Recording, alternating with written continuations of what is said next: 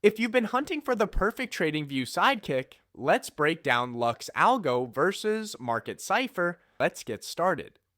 LuxAlgo is famous for its strike level signals and trend oscillators. Traders love it when they mix it with Heikin Ashi candles. It can help squeeze out more profit.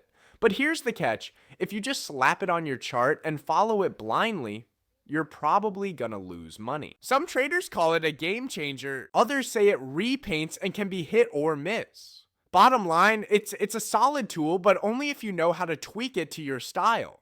Meanwhile, Market Cipher is a go-to for price action traders. Most folks don't just rely on it alone, they pair it with EMAs and good old chart reading to double check trades. Think of it as a trusty second opinion, not a magic button for winning.